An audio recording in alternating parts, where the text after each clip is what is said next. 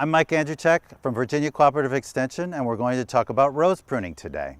Typically, the main rose pruning we're going to do is around Valentine's Day, so that's easy for most people to remember. So when you go out in your garden, that's a great time because the plants may just be starting to grow and have leaves and things like that, but they haven't put on a whole lot of growth. And we're going to first cut off all of the extra stuff to the height where we want the plants to start growing from. So I'm going to go in and get rid of this stuff, randomly, so that we can get in there without cutting our hands up or getting stuck by all these thorns. So we're just going to go ahead and remove a whole bunch of these branches. And you want to take these bigger stems out as much as possible. Sometimes pushing them into one another helps. It's always probably wise to wear gloves. But see, we can get it back to a more manageable size where we can get in closer to make more accurate cuts. Some people will cut them down to about 12 inches, again, above the graft, or they may go as high as 24. So it's up to you what you'd like to do. Once you got it kind of cut back where you feel safe enough to go into the plant, we're going to look for branches that are bigger than your thumb or smaller than your little finger. And we're going to get rid of those, okay? And we're going to make sure that we save some about the size of your index finger or a pencil or somewhere in between there. We're going to try and save 5 to 7 for any of our show roses, our floribundas, our tea roses, or our grandifloras.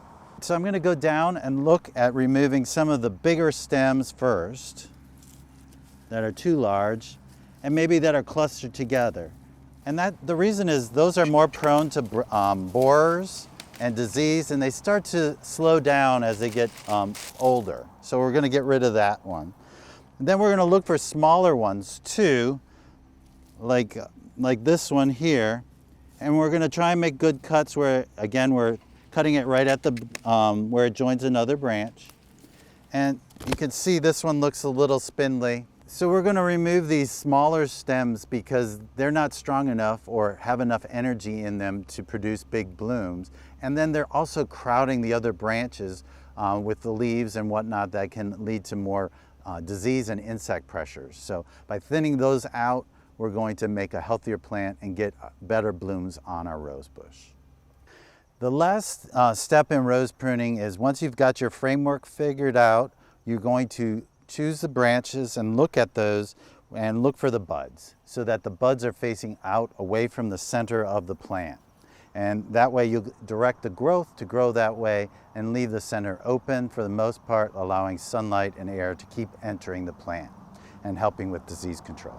So I'm going to go down, and we could do this anywhere from 12 to, again, 24 inches, just depends on where the buds are and where you want the plant to start blooming from.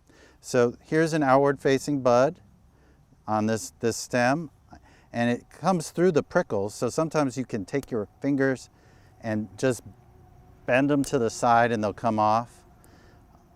Otherwise you might have to cut through them. And we're going to cut a little bit of an angle to allow water to flow off of that wound. So we can pop off these prickles to get them out of your way. They just break off really easily to the side. And then we'll cut above a bud. In this case, the bud is already sprouted a little bit, but that's the exact direction we want it to go. We can cut it off there. And then this last one, again, we're going to look for the bud, and I see a bud up here. Again, we can break off a couple of prickles, and then we can cut it on an angle above that bud.